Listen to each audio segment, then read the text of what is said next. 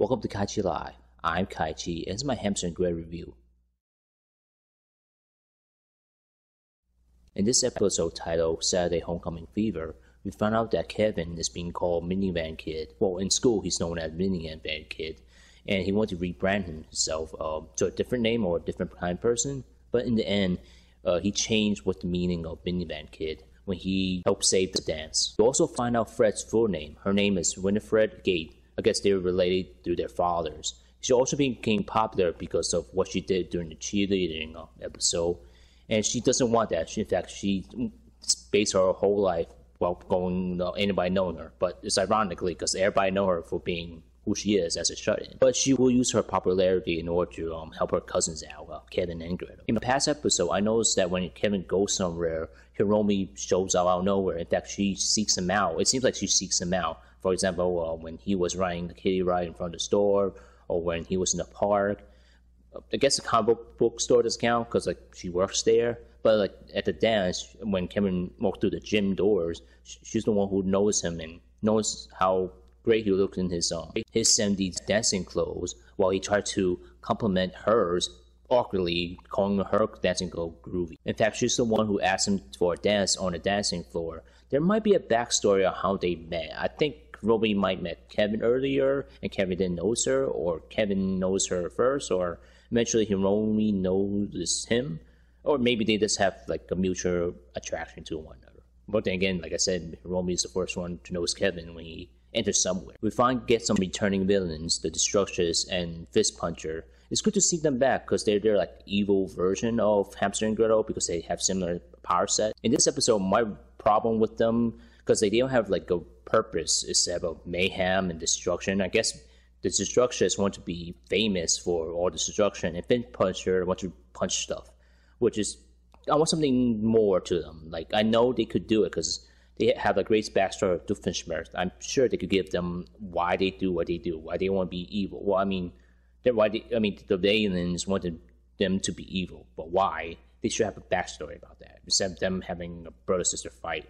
More like a evil version of what Kevin and Gretel has, but one more. They were easily defeated. I don't want to say that word because, yeah, they were sort of easily defeated, but they swapped the fight around. While the Destructors went up against Hamster, and while Fist Puncher went against Gretel, but for some reason Gretel was in this disco ball because she needs to be in disguise. It's her high school dance. Well, she's not in high school, so I found that strange. Anyway, they got defeated and they were sent back to jail. Here's some new things I noticed in the episode. They introduced a new character, the Lunch Lady, where she makes fun of Kevin for being weak because he's Minivan Kid. They don't mention her name, but I hope she stays around because she basically us just making jokes about what's going on and everything. I noticed a running joke, or hopefully a recurring running joke, about how a person looks like their name or what they're doing. For example, when the Destructor called Kevin Minivan Kid, and Kevin's how did she know that he's called that? And Fred mentioned oh, maybe he does look in fact he does look like he drives a minivan. Previous episode where Hiromi asked Kevin how did Gretel knew his name, and he said he looks like a Kevin. And when Hiromi asked Gretel how she know her name, and Kevin mentioned how she looked like a Hiromi. There was a funny scene where Gretel mentioned that she wants to grow up, and Hamster telling her that she can't because they're in a cartoon, which gave me some proof that Ted Puffermeyer probably created a show giving Hamster and Gretel powers for our enjoyment, see what they do about it. And besides, Ted Puffermeyer could probably draw them grown up, so we have to wait and see. So near the end of this episode, we see the aliens show up, but it was just a funny gag of them using their spaceship to get more lights for the school dance, and the aliens have a back and forth. But this time around, there's the original alien that gave powers to all these villains and Hamster and Gretel, and another alien. I don't know if maybe it's Swampy, but it doesn't sort of sound like him. Maybe he sounds like him. Well, they are voice actor. They might change their voice. And they have a back and forth for how the lights are draining the batteries. I'm hoping it is Swampy because I want him to come back, because even though he's not creator of the show, but he's part of that group of creating the show. Not part of this show, but the finisher for the show. And it's fun to have him in it. Whether or not Kevin should have power in this episode, I want to say yes, because he could probably able to fight off against the Destructress and Fist Puncher, but then again, they were able to overpower Hamster Gretel in their second episode, or I guess it's the second episode. They threw against one, not really. Another reason why I want him to have powers, because Hiromi is into superhero, because like every time she see Hamster and Gretel, she's happy to see them.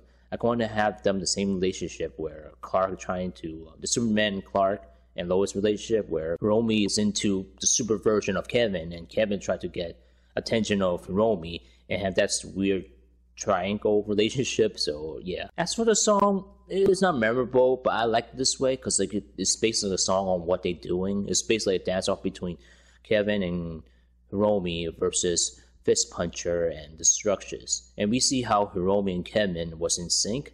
And while I guess the Destructress and Fist Puncher not really, I guess maybe because they're brother-sister relationship, they always against each other. But in the beginning they were in sync, but now they're not. And they lost the battle because of that. Overall, I like this episode. We get to focus on what Kevin's life is, and Fred and Hiromi's high school life. We see the clubs, like the French club, the acting club, and I guess the computer club, and the cheerleaders.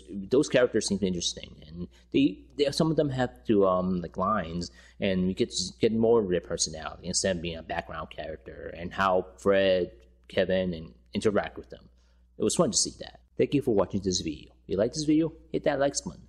Go over here to watch my previous videos, and go over here. Subscribe to my channel KaiChi Life for future nerd geek videos. Thank you.